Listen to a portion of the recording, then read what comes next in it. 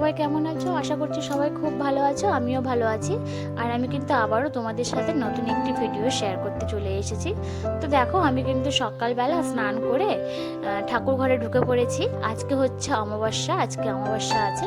তার জন্য কালকে রাতে শাশুড়ি মা আমাকে বলে রেখেছিলেন যে 8টার মধ্যে অমাবস্যাটা ছেড়ে যাবে, মানে সকাল 8টার মধ্যে ছেড়ে দেবে অমাবস্যাটা।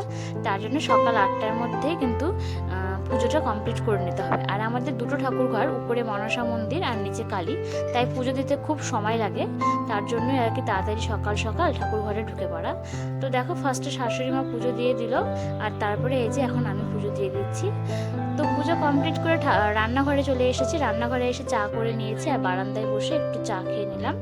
আর এই যে দেখো, ওইদিকে রান্নাঘরে রান্নার কাজ করছিলাম, আর করতে করতে মাঝে মাঝে এসে গুনগুনকে দেখে যাচ্ছিলাম যে ও ঘুম থেকে উঠেছে কিনা। আমি কিন্তু তাই করি, ওদিকে রান্না করি আর মাঝে মাঝে এসে দেখে যাই যে ও উঠেছে কিনা। তো দেখো, ও উঠে পড়েছে। তো তারপরে এই যে আমি ওকে এখন খাওয়াচ্ছি।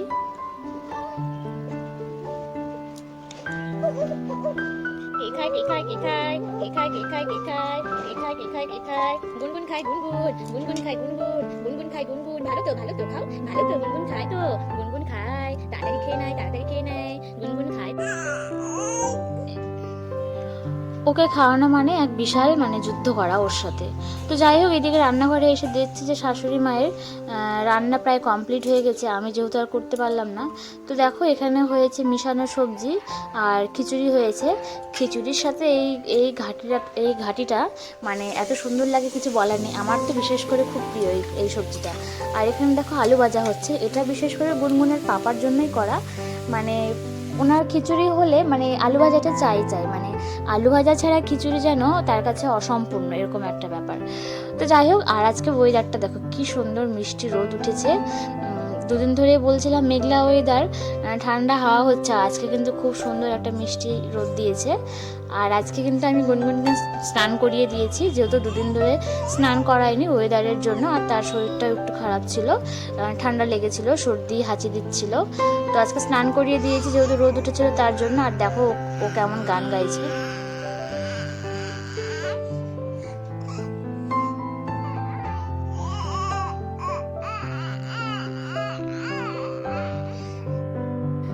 স্নান করে এসে তো গুনগুনের মুড বেশ ফ্রেশ হয়ে গেছিলো, তাই সে খুব সুন্দর গান গাইছিল আ আ করে।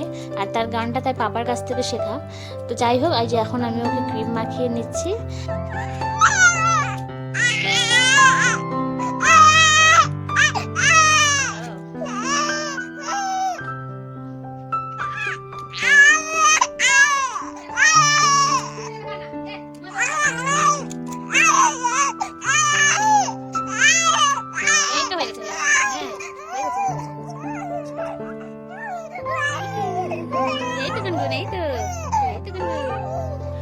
তো দেখতেই পেলে ও কিছুতেই টিপ পড়তে দিবে না, কেমন বায়না করছিল। তো তারপর তাকে ঘুম পাড়িয়ে দিয়েছি।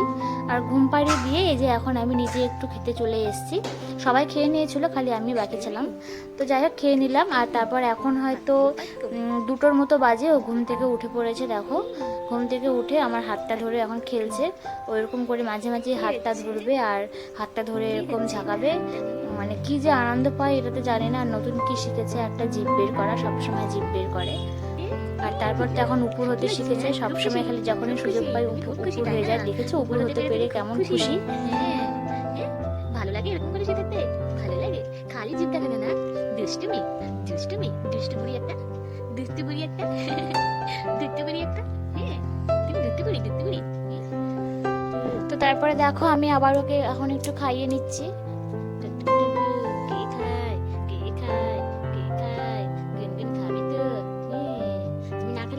সব খেয়ে নিবে, বুঝছো? তুমি যদি না খাও, এ কিন্তু সব খেয়ে নিবে, তখন ভালো হবে। ভালো হবে তখন। তুমি না খেলে সব খেয়ে নিবে তোমার খাবারগুলো, বুঝছো?